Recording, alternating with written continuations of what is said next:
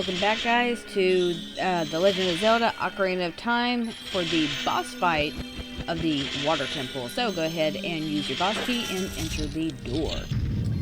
So we are going to, first off, you're going to see that we are in this lovely little arena. We have little spikes here. Do not get close to that because that will hurt you. Navi says, Link, look out that the water is not normal. So we're going to go ahead and we're just going to do what we would do best and jump over here onto these platforms. And we're going to get a perspective of the boss, which is going to be Morpha, the giant aquatic amoeba. Now this boss can be easy if you let it be easy, or it can be difficult if you let it be difficult. We are going to try to make it as difficult as possible. No pun intended.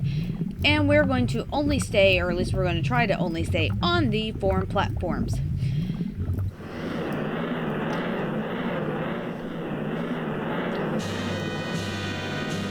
Alright, so to start this battle, if you notice that the amoeba here basically jumps around like a fish. So when you see it spinning around like that, it means you need to go ahead and move to another platform. Using your long shot, we're going to go ahead and hit it.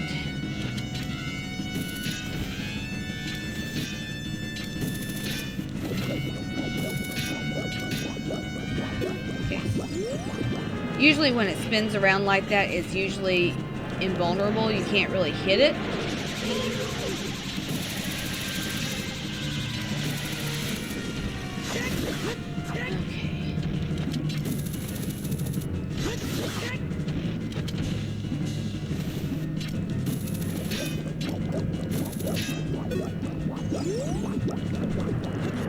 So like I said, this boss can be really easy if you let it be easy, and this boss can also be hard. There is also another trick that we can do, which is called the corner trick. I'm not going to do it, but in a case you would basically lure the amoeba into obviously one of the corners, and then you would constantly just slash it because it's going to run away basically from you. It's going to constantly run into one of the walls.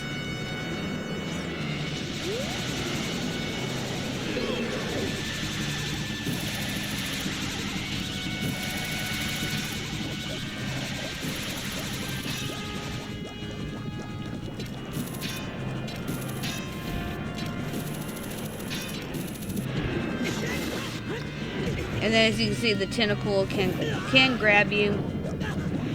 And then if it does, it's going to deal some damage, and then it's going to throw you into the wall.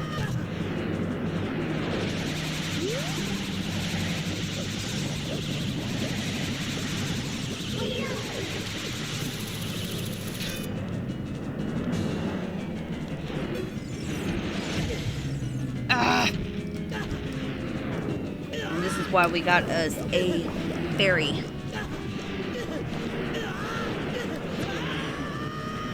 Well, luckily enough, through is in the corner.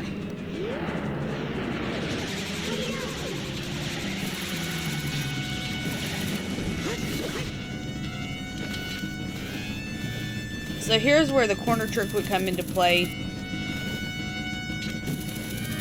Is when you would get him on here, you would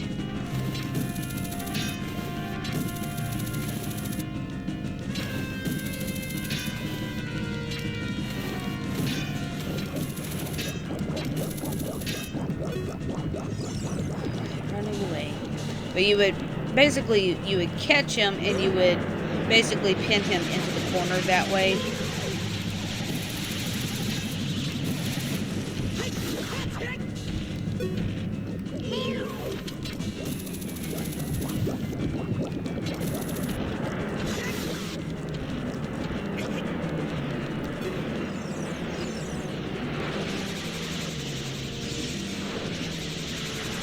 Oops.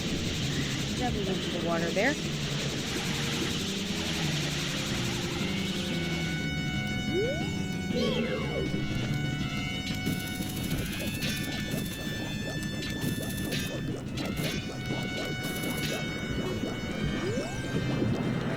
Away.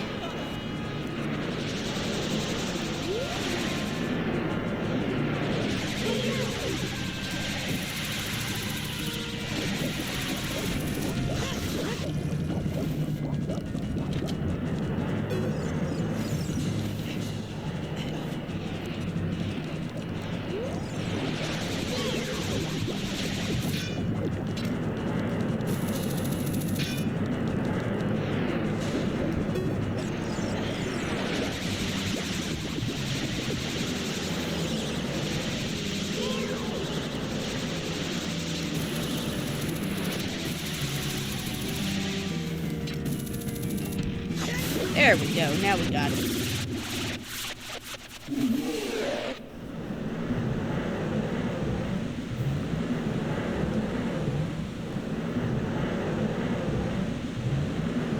So now we're going to get to see this scene where Morpha dramatically goes up to the scene and starts to trickle away in a sense.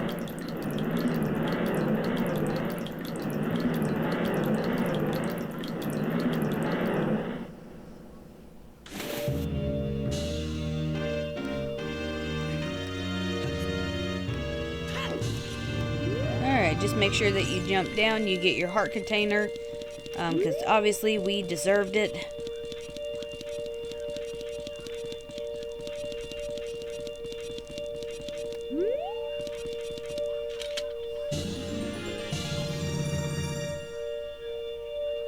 Once you grab your heart container, then we are going to make our way into the blue light here, and we're going to see the Sage of Water.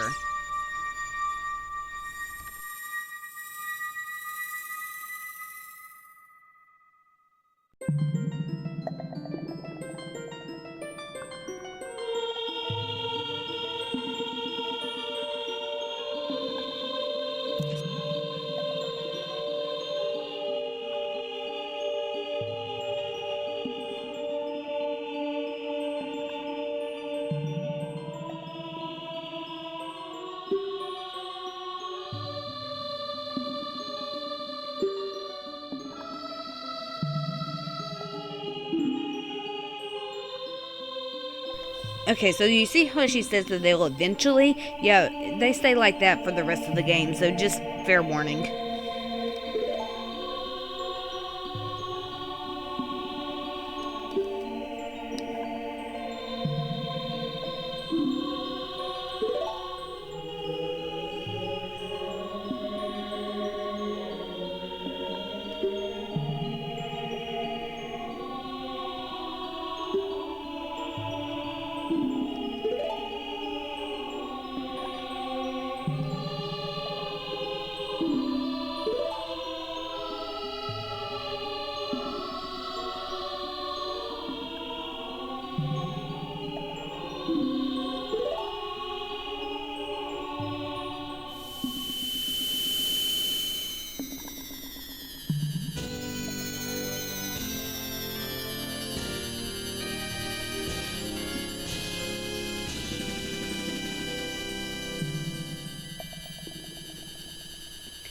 Alright, we get the water medallion for awakening the next sage. So now her power, well, the power of the medallion is now ours.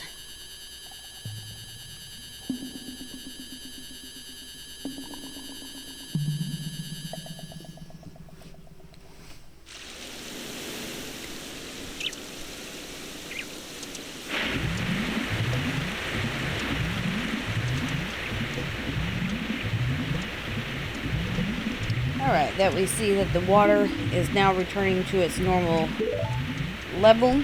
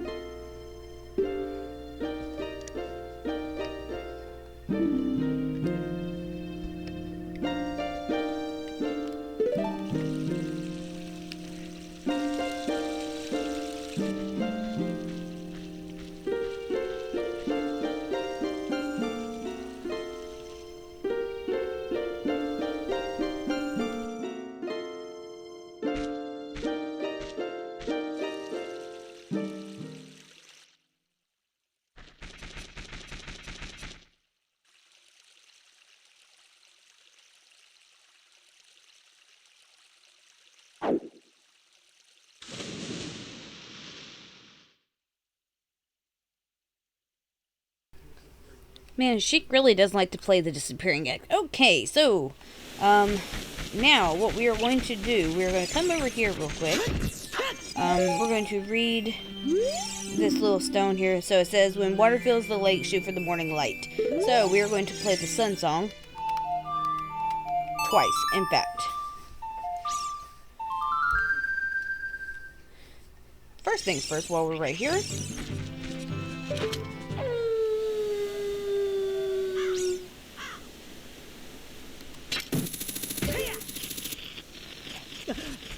There is a gold scatola we need to get.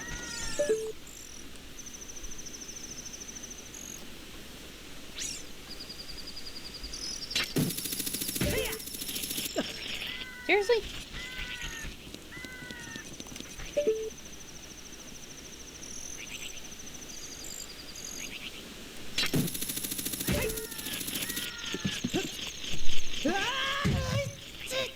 Frostbite.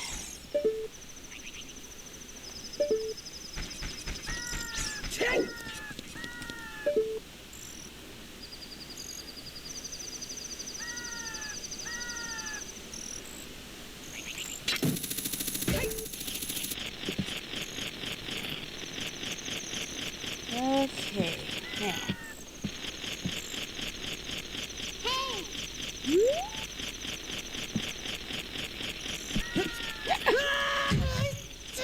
Okay, hold on one second, folks.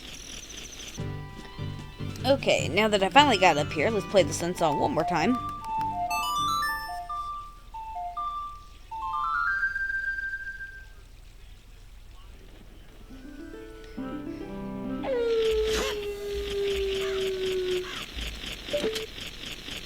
My luck, I'm going to hurt myself, but I'm just...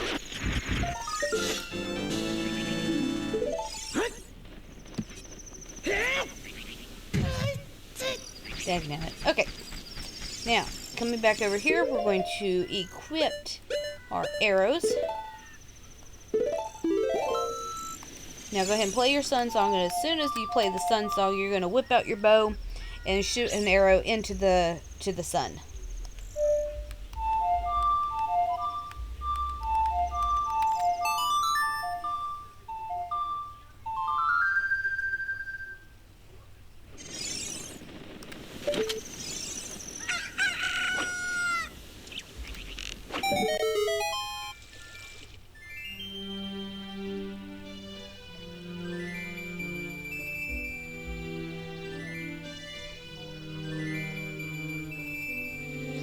Alright, so now that we got that, we got us a new item in a sense. So let's go ahead and make our way over that way.